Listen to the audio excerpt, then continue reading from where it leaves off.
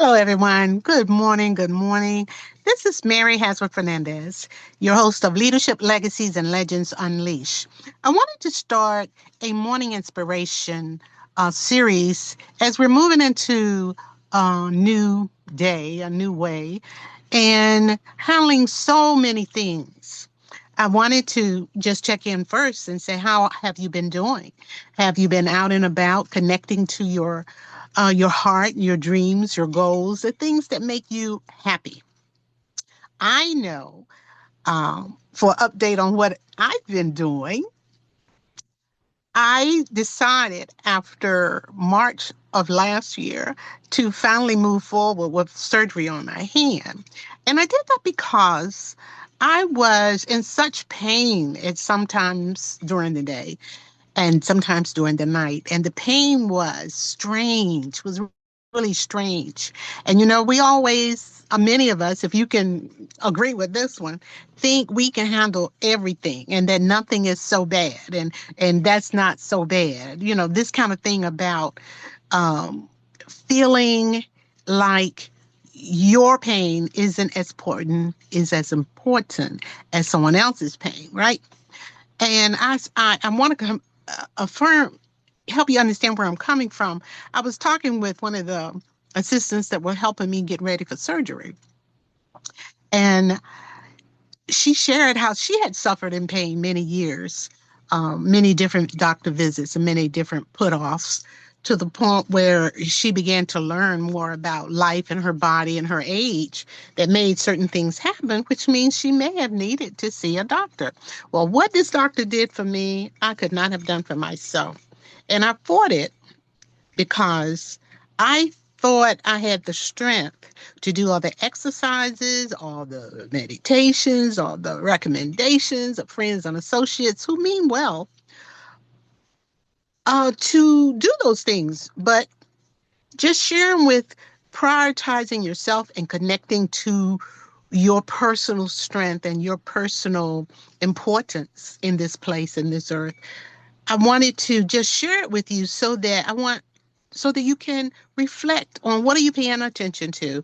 What are you not paying attention to? And does any of that put you in the midst of important people to take care of? So I learned that trying to survive on your own without getting the help you need, that a 2-week cold took the strength that I had in my hands and my arms to do those exercises and those self-healing things. And then I looked at a couple of things, and in prayer I said, okay, God, that's a good message. That was, you may be strong now, but as time goes on, will you be as strong or as weak as that cold? And that cold was just a temporary fly through of 2 weeks, but in 2 years, 4 years, 5 years, will I have the strength to do all those little exercises? So I made the great decision, the courageous decision to get surgery. And I'm even exposing the area where I had the surgery as I learned to do this. This is a big deal, being able to make a fist. There's great pain in my hand when I do this. So my doctor gave me a hand therapist so that she can teach me how to build the strength back in my arm, because this thing is amazing. I can hold certain things, picking up paper and handling an ink pen. Those are very painful, but I know that with help, I'll come through. Are you ready for some morning inspiration? Let's talk about using your day to the fullest. So, welcome to my channel. I thank you for tuning in. I've added a fan comments where you can let me know some of the topics you want to talk about or hear more about, or maybe even learn more about. But also, I put in there you can support the station, because in my life I have this passion to make a difference in the lives of others. Knowing what I've gone through as a business developer, I know there are a lot of individuals who need certain things on their journey. So I'm creating projects to create funds that can allow me to make a difference in their lives. So let's start with understanding your potential. If you can achieve amazing results when you put your mind to something, what would you do?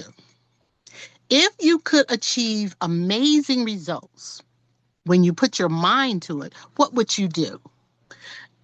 What are you driven by? When you think about that, this is for that quiet time that you give yourself in the morning. We have our morning routines, but I wanted to give you some mind work because we'll go more into the details of your morning routines or your daily routines. But this is your time. This is your me time. This is your self-care time. So as you reflect on what would you do if you put your mind to it and you could achieve anything. I'll give you an example. Putting my mind to it, I have this huge vision of a community impact event that would draw some of the best talent, but also create a space for those phenomenal voices and those everyday heroes that some know, but some would never hear of.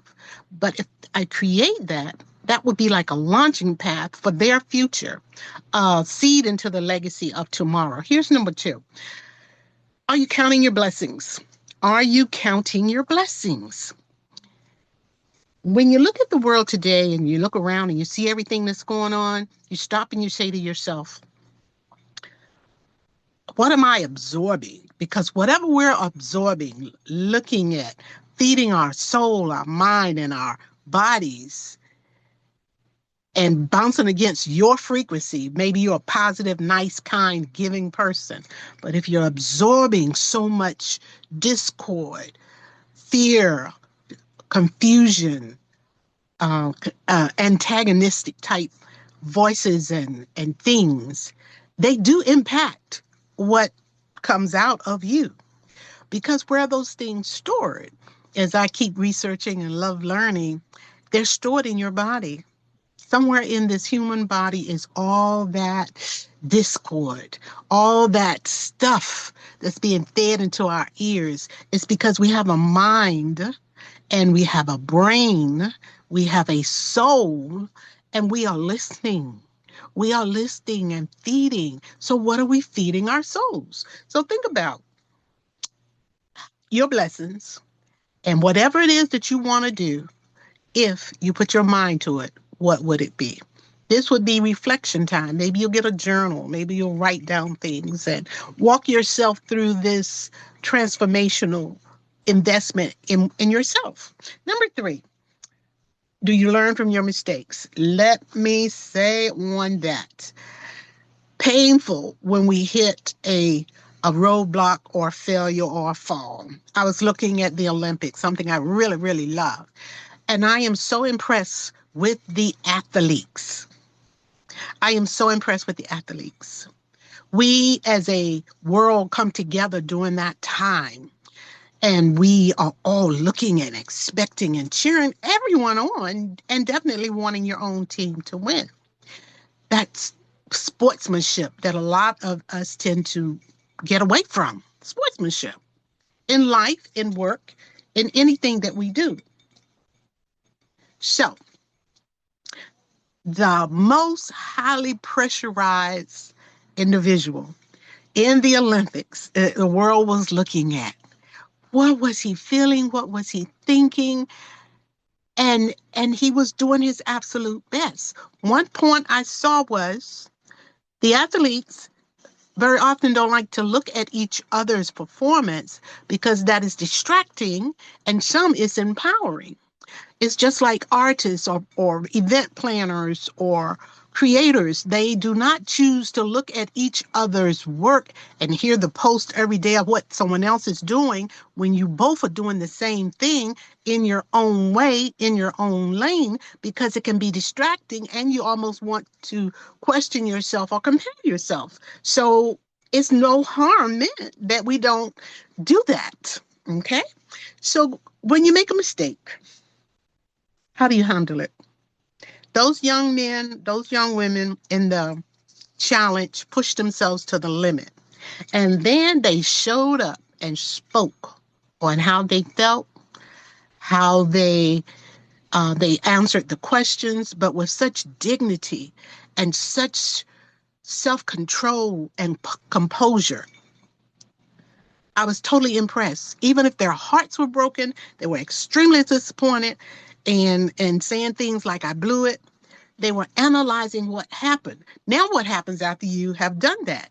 Do you haunt yourself with those thoughts, or do you compartmentalize those thoughts where you're going to work on your skill, work on your mindset, work on your calm and your focus so that the next opportunity that will come around, and for some it's 4 years, but between now and the 4 years is a lot of endorsements, a lot of publicity, a lot of conversations, yet you are the center of all those conversations. How can you block them out while you focus in on healing, analyzing, and coming back to go one more round? So when you make mistakes, do you check out? Do you go invisible?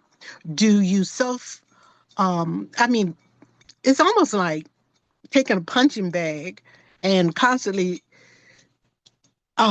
criticizing yourself for battles you went in that were not your fault, or even decisions you made that you had some part of, but was totally not under your control, that environment. But life is full of experiences. Life is full of challenges. So when we make a mistake, do we let it dominate our lives and our minds, our futures?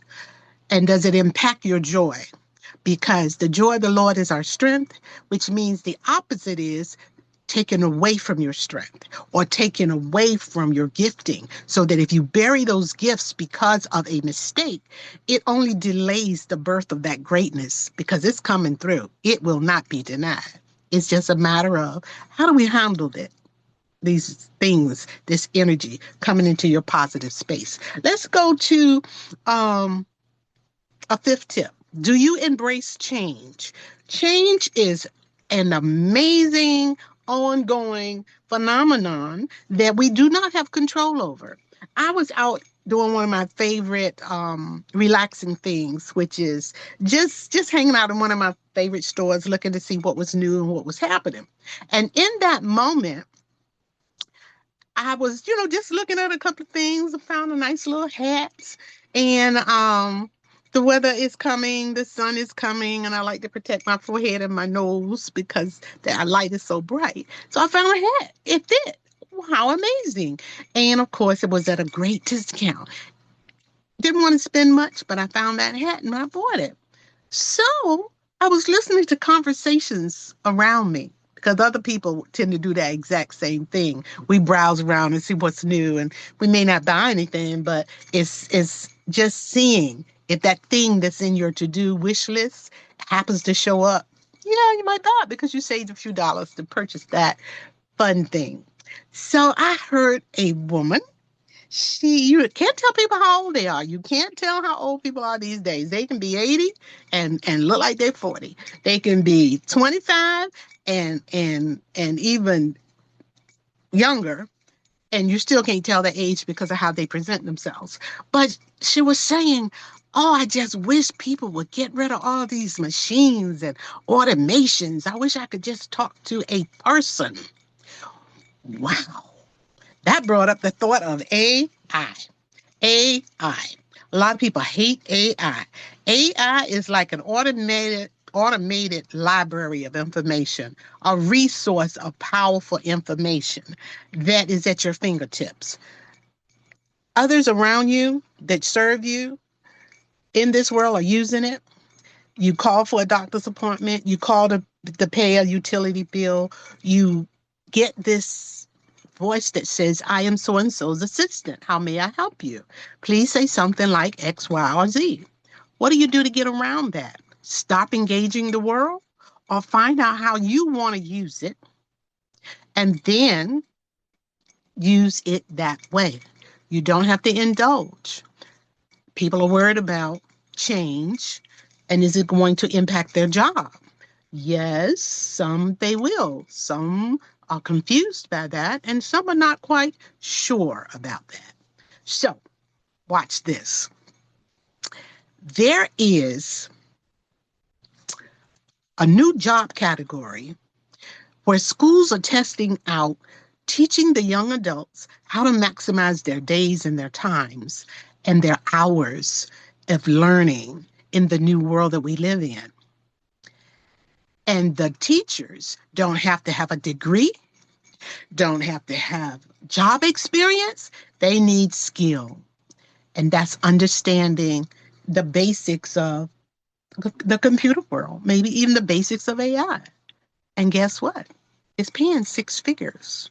So someone with a master's degree and someone with a good understanding of computers can get six figures. Yes, that's the positive side.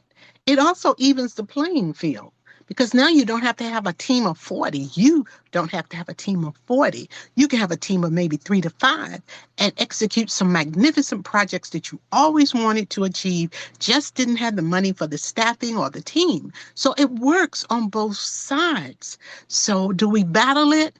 Do we go live in a mountain on a hill that's probably not stable because of the mudslides? Or do we embrace change? Find out that part that you will and can work with, and the part you just say is just not for me. So I'm checking in with daily routines for transforming your day, maximizing your mornings, and getting the most out of the things that are going on around you without losing yourself, your peace, and your cool. So I'll be back with part 2 of tips to help build your day, fill your day, and honor who you are so that that time you make for you is a good time. So this is Mary, business and personal development strategist. Just love to be in the service of mankind. But I tell you, I got some ups and downs we're going to share.